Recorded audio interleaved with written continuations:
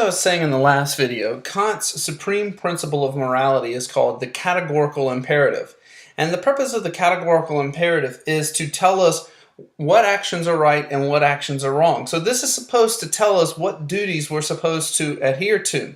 Kant thinks this is a principle that you must always follow, and there are no exceptions to it whatsoever.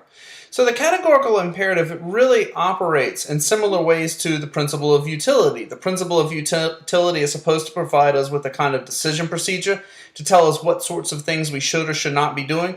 The categorical imperative is supposed to work in the exact same way. As I read to you last class, what the categorical imperative says is to act always to treat humanity, whether in one's own person or in that of any other, as an end in itself and never as a mere means to an end.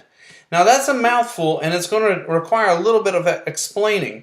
In a word, what it's saying is just this, is that you can never harm people, and sometimes you have to help people.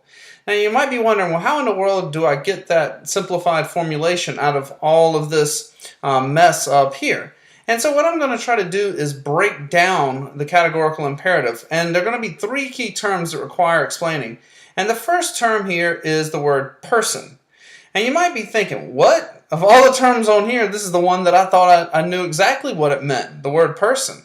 But as it turns out, Kant uses the word person in a way that's somewhat unique, and it's technical. I say it's somewhat unique because the way Kant uses the word person, it's not as if he's the only one who uses the term in the way that I'm going to describe. There, in fact, are a lot of people who use the term in this very narrow technical way.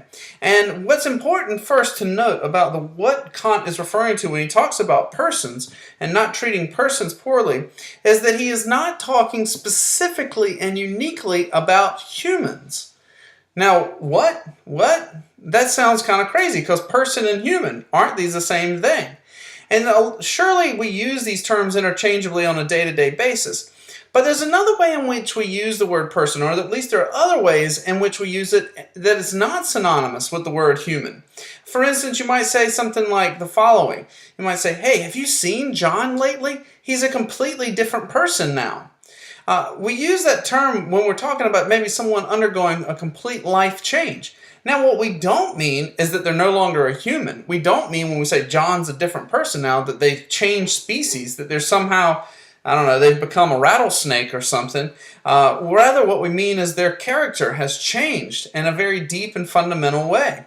And the word person actually originates and it's rooted in the word persona, the kind of character of a person. And in fact, it goes back to a stage acting term where when back in the day, actors, they would hold up masks in front of their face in order to display their emotions. And when you change masks to display a different emotion, you would say that the person was changing their person.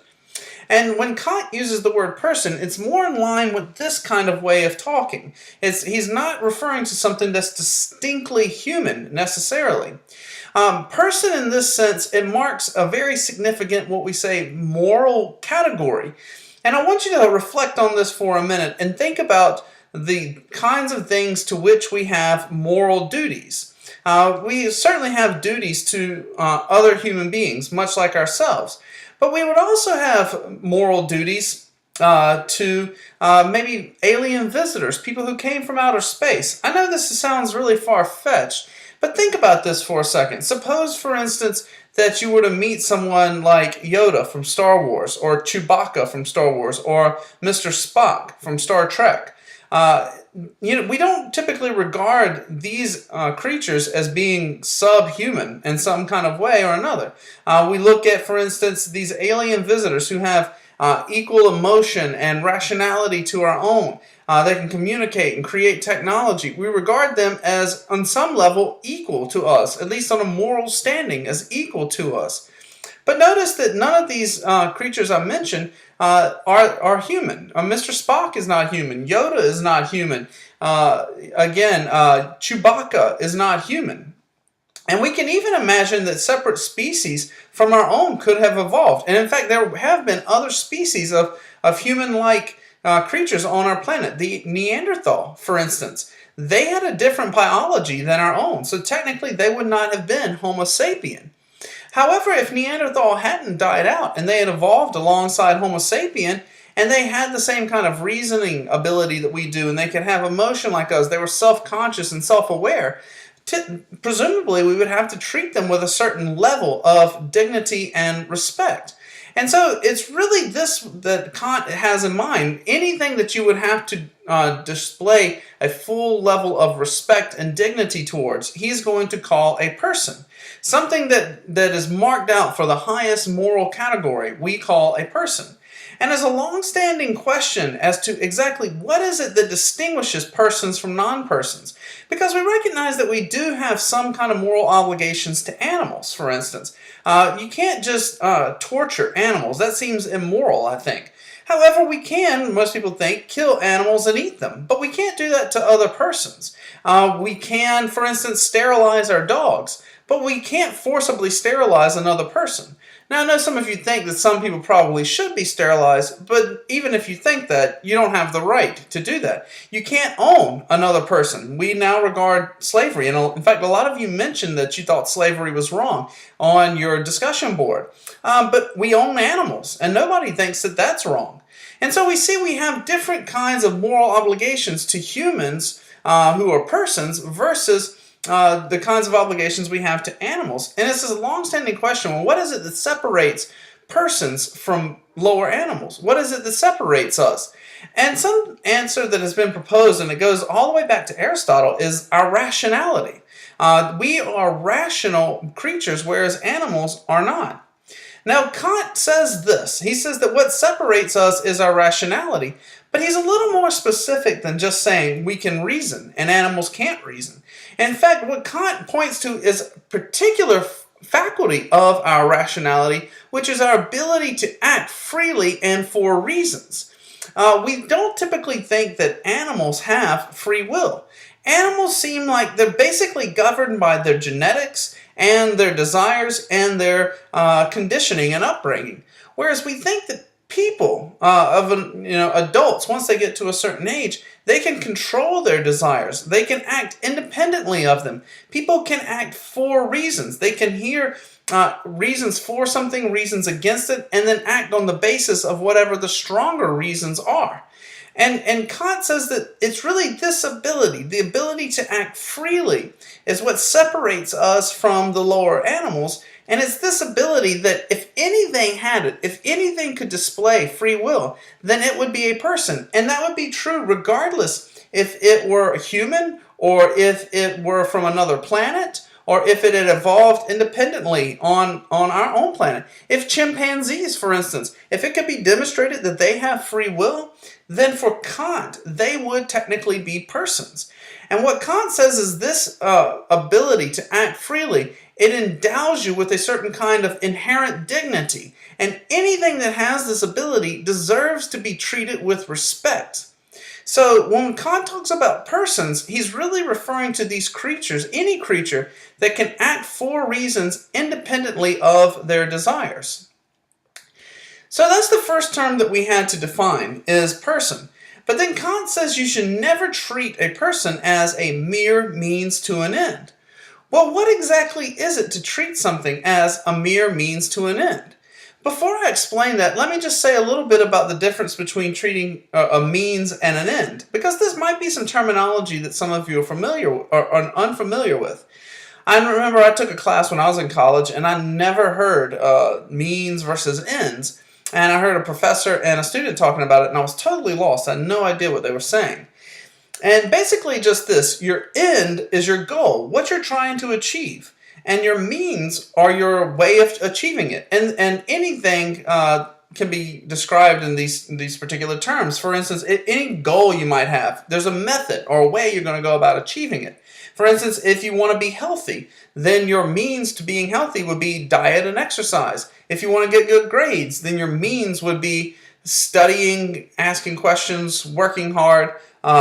This would be your means. Your means don't necessarily have to be moral. If your goals are, for instance, getting good grades, you could cheat. That would be your means of getting good grades. I don't recommend that. That would be really wrong of you.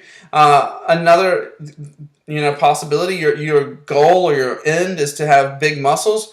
Your means could be to lift weights, or your means could be to take a lot of steroids. In either case, we're talking about your means or your methods. And what Kant says is you can never treat someone as a mere means to an end. And what that means is basically that you can't use someone in order to get something. You can't just treat someone as a means to an end. But here's a question, why is that wrong? Why is it wrong to treat someone as a means to an end? Why is it wrong to use somebody in order to get something? At least at a first pass, there doesn't seem to be anything wrong with that. You go into the grocery store to buy groceries, you lay your groceries on the counter, you hand the teller there, or it wouldn't be a teller, but the grocery store clerk, you hand them your money, they hand you your groceries back in a bag with a receipt, and you walk out the door. Well, you use them to get your groceries, and they used you in order to keep their job. Right now, even, I'm using all of you, the students, in order to get paid, and you're using me to get an education. And there seems absolutely nothing wrong with that. So why would Kant say that it's wrong to use someone as a means to an end? Well, Kant doesn't say that it's wrong to use someone as a means to an end. What he says is that it's wrong to use someone as a mere means to an end. And this is a very, very important difference here. Kant says it's okay to use people in order to get things, but you can't use them as a mere means to an end. And when we talk about using someone as a mere means to an end, what we're referring to here is to use someone as just an object or tool or some kind of disposable prop. And you may have some sense about this where you've heard someone, or maybe you've been like this before, where someone just used you to get something and you felt violated and cheap after that. Like maybe someone used you, they pretended to be your friend, but they didn't really care about you. They just wanted to maybe use you as a way of getting closer to someone else. And when everything was said and done, you're like, hey, you just used me in order to get to know Deborah, for instance. And that makes you feel really bad afterwards. And Kant says using someone as a mere means is bad, and this is something you can never do. Now, here's a good question. I think we have a general sense that, all right, there's certain ways we can use people to get stuff that's okay, and then there are other ways we can use people to get stuff that's not okay. But how exactly do we get more precise on the difference between these two? We have the acceptable way of using people, the unacceptable way. How can we better distinguish these two? And the truth is that Kant doesn't really answer this question. Kant doesn't give us a clear characterization about the differences between these two. He gives us examples of each. Like he says, well, there are certain ways you can use people that's okay, and then there are other ways where you can't. There are other ways where you can't use people where it would be wrong. For instance, he says like using someone, like torturing someone or murdering someone. This would be using someone in order to get revenge or in order to satisfy some kind of sick desire you have. Actually, he even says that you can't just use yourself. There are certain ways of using yourself that would be wrong. You might be scratching your head like, well, what are those ways? Well, for Kant, it would be suicide. That's a clear way in which you're just using yourself, Kant would say. Maybe you're using yourself in order to end some kind of pain, or you're using yourself in order to get back at somebody. So for Kant, he basically just gives us, hey, there's a bad way to use people and there's an acceptable way to use people. So it's been kind of left to modern interpreters as how should we go about distinguishing these two in a more helpful way? We can use people as means to an end. We can't use people as mere means. So how can we better distinguish these two? And this is something of some dispute among Kant scholars. But one way that a lot of people have accepted in recent times is that they've said that you use someone as a mere means to an end when you use them in a way that they cannot, you might say, in principle consent to. Or some people say it's something that they couldn't rationally consent to. So the difference here is that you use someone as a means to an end when you use them in a way in which they could rationally consent to it. However, you use them as a mere means to an end when you use them in a way in which they could not rationally consent. But what is it to rationally or in principle consent? I mean, this isn't something that's immediately obvious either. And so one thing that in principle consent is going to imply is that your action is, number one, of your own free choice. If you're consenting to something, that means that you are freely choosing to do it. So if it's something of your free choice, that means you can't be coerced. The decision can't be made under duress. One does not consent, for example, if someone holds a gun to their head. If I put a gun to your head and say, sign on the dotted line, and then you sign, that's not a true act of consent. In that case, you're being forced. But consent implies something else too. I say up here in principle consent, but we could also describe it as rational consent. And it's going to involve full knowledge and understanding of the situation. So, for instance, the person who is not of sound mind and judgment, they cannot rationally or in principle consent to something. I have a family member who was going through a disability where they were suffering from Alzheimer's and dementia. And some people who didn't want to do good, they came to her house and they would do lawn work for her. When family members weren't around, they'd sneak over there and they'd say, hey, let's mow your lawn. Well, you owe us for doing this. I don't even know if they were mowing the lawn. They were just telling her that she owed. And then they charge like $500 for the lawn being mowed.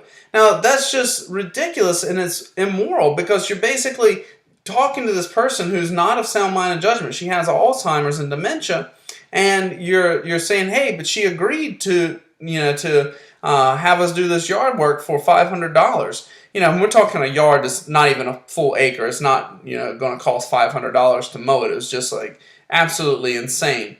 And that's a case where, look, if it had been someone who was like extremely wealthy and competent and knowledgeable and they didn't want to mow their lawn, and they're like, yeah, I'll pay you $500, whatever.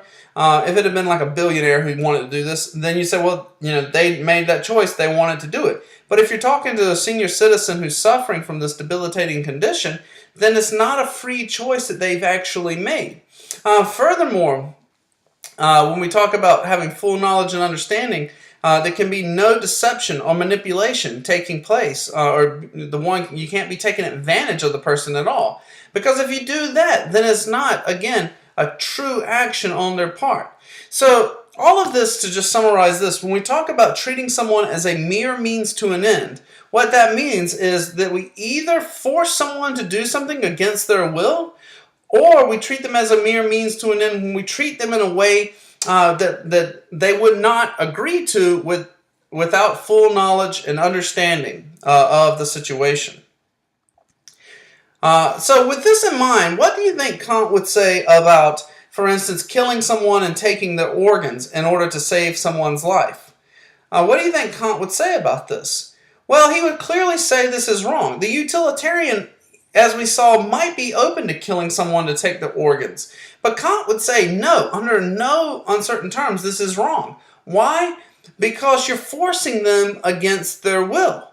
This is something that nobody would agree to in this case. And so you're treating them as a mere means to an end. What would Kant say about the Tuskegee syphilis experiment?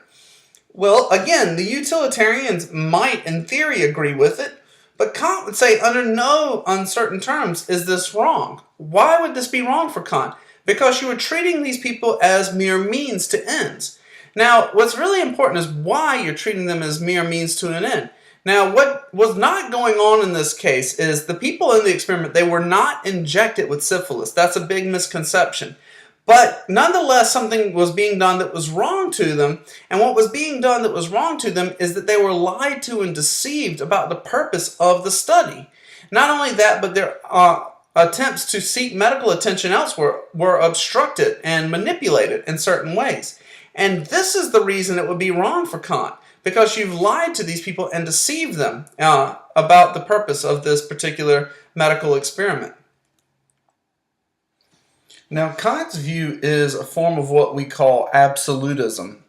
And what absolutism ascribes to is basically that there are no exceptions whatsoever to the moral rules. For Kant, you can never ever treat someone as a mere means to an end, no matter what. Even if there's a really good payoff in the end, you can't do it. There are just certain things that you can never do, according to Kant. And a lot of people have taken this to be something that seems very unreasonable of Kant. After all, we have the expression that rules are made to be broken. right? And it seems like sometimes you do have to bend the rules, and sometimes you do have to break the rules. And what Kant says is you can never do that no matter what. Now, surely there are some rules that seem, I don't know, maybe trivial, maybe things that you could bend on. But what I want to ask you is, do you think there are certain ways of mistreating people? That there are at least some things that you should never ever do to another human being, no matter what? And if you're willing to concede that maybe, yeah, there are certain things that should never be done, even if there's a good payoff in the end, then Kant's absolutism might not seem so implausible. As I said, I think a lot of people, when they first hear this idea that you can never treat someone as a mere means to an end, they kind of scoff at that and say, oh, that's just very naive. That's not a reasonable way to approach the world. You have to bend the rules a little at times. But if you're willing to concede that maybe, just maybe, that there are certain things that you should never do, no matter what, then you could be on board with what Kant is saying. And, with this in mind, I want, again, some of you might be doubting a little bit, and I want to just kind of press this point and see if Kant's absolutism is as unreasonable as some people have made it appear. And I want to share with you some images. And the next few images are pretty disturbing, so you can go ahead and, scroll through them if you don't want to look at them. But these are images that come from Abu Ghraib prison. It was a U.S. Prison facility in Iraq where we were holding prisoners of war. And some of you, I'm sure, are familiar enough with certain rules of war that are in place. And these rules of war basically prevent the misconduct of prisoners. But it came out that during the Abu Ghraib prison, while it was in operation, our soldiers were actually torturing prisoners. They were degrading them. Here's an image of a woman who had a soldier. He's naked, laying on the floor, and he was having to act like a dog. She had him on a leash and would march him around. And I just want you to think about this. Think about this degrading form of treatment of another person. And what if it did give us a little bit of valuable information? Would it be justifiable, even if the payoff was good? Here are some other images. For instance, they would have the men naked and they would put hoods on them, and then they would make them get in this human pyramid. As again, another way of degrading and humiliating these soldiers. Why? Because again, maybe they were doing it in order to get information. Maybe they were doing it just for fun. Here's another thing that the soldiers, our U.S. soldiers did, is that they would make the men masturbate. They would stand in a hallway and masturbate in front of one another as a way of humiliating and degrading them. Another form of torture that we used, you can see here, I think the guy's clipping his fingernails in the foreground over on the right. But the man was standing on a box and he was told that the floor was covered in water, and he had electrodes that ran to his fingers and his genitals, and he was told if he stepped off the box, he'd be electrocuted and die. And so we were doing these kinds of things to these people. And I'm not picking on the U.S. soldiers. I think this is very rare, which is probably why it was such a big deal when information that these activities were taking place. But just think about the way that these people were treated. They're enemies of ours. They're terrorists. But nonetheless, does that give us a right to treat them this way? To treat them and degrade them and torture them and shame them in these kinds of ways? And, someone like Kant would say no. And you might also have the same intuitions that Kant does, that there are just some things that you shouldn't do to people. There are just some ways that you should never treat other people. And, it might seem somewhat extreme to say that there are absolutes. But here's the thing. Once you remove this notion that there are absolutes, once you say there are no absolutes, then you're always going to find certain kind of conditions that would trump treating others as persons.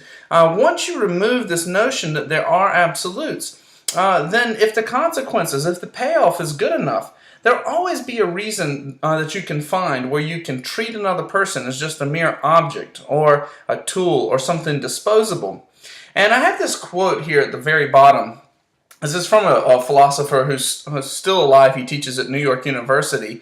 And what he said in a very famous paper of his his paper was called On War and Massacre, is Thomas Nagel said, "Our absolutist intuitions are often the only barrier before the abyss of utilitarian apologetics for large-scale murder." And when you understand what he's saying here, that's really a haunting and kind of terrifying thought. Basically, what Nagel is saying is that the only thing that stands between us and performing all kinds of atrocities to other human beings is just this idea, just this belief that you just don't do that to people. You just don't do that. And once you remove that idea that you just don't do that to people, then it's just a few short steps, he says, before you start justifying on utilitarian grounds all kinds of reasons you might have for treating someone as less than human. Or you can find utilitarian grounds to do pretty much what you want to somebody else. And so I'm saying all this just to kind of soften the blow of Kant's absolutism.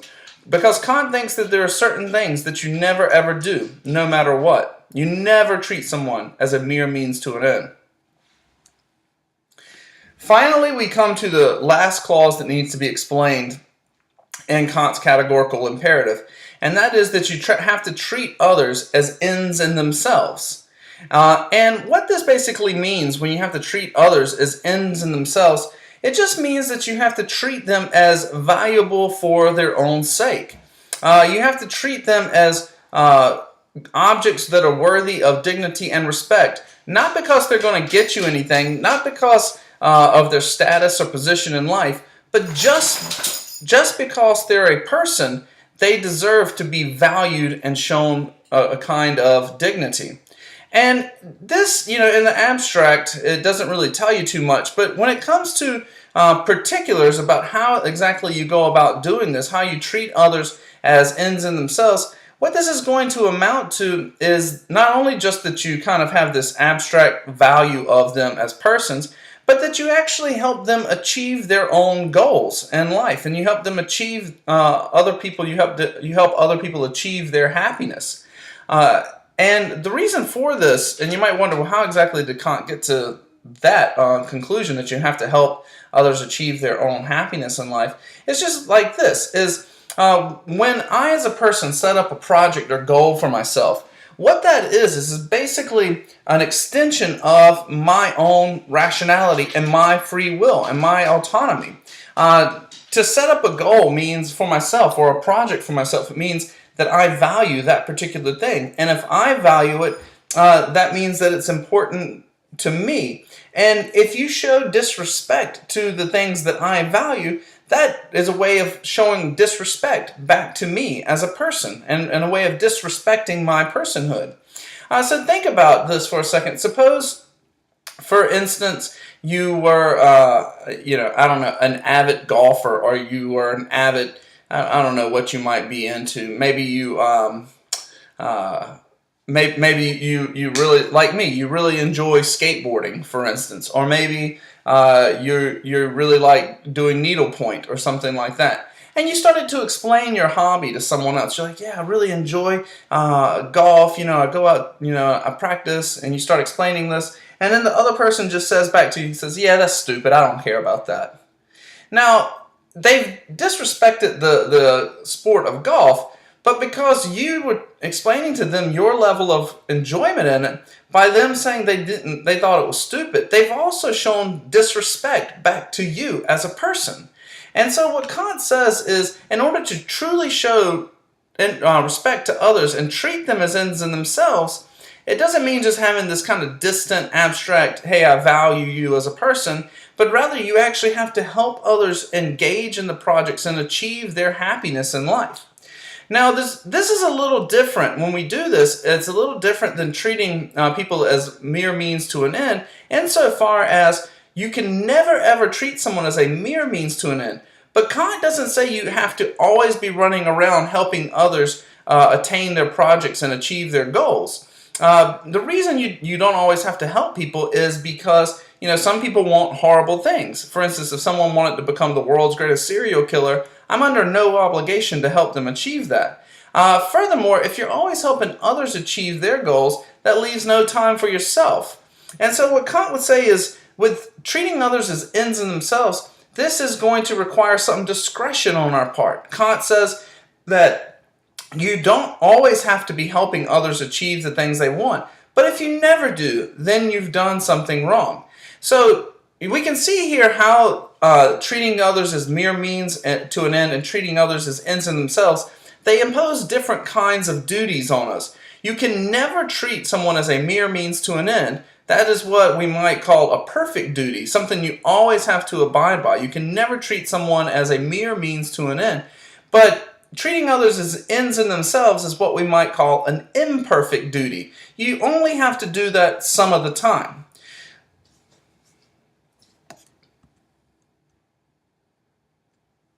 So I just want to briefly summarize some of the virtues of Kant's theory. And one thing that's really great about Kant's theory is that it provides absolute prohibitions against certain kinds of activities. Kant's theory protects basic natural rights. The utilitarian didn't do a good job of protecting rights. Kant does a fabulous job. Why? Because you can never treat someone as a mere means to an end. Not only this, Kant protects rights for the right kind of reason. I should not mistreat another person. I should not treat them as a mere means to an end. Why? Because they deserve better. You don't treat people that way because people deserve to be treated with dignity and respect. All persons have a kind of inherent worth. Furthermore, Kant's view is egalitarian. And what this means is that anyone and everyone who's a person should be treated with dignity and respect. It doesn't matter your race, your religion, your social class. None of that is relevant. As long as you're a person for Kant, then you must be treated with dignity and respect. And finally, one important thing about Kant's view, and I haven't really emphasized this very much, but for a Kant to do something that's morally right, it doesn't require good outcomes. As I said earlier, what makes a moral difference is what your motive is, what your reason is for doing the thing that you do. And it might seem like, well, why is this exactly a virtue of a theory? And here's why. For the utilitarian view, all that matters is the outcome.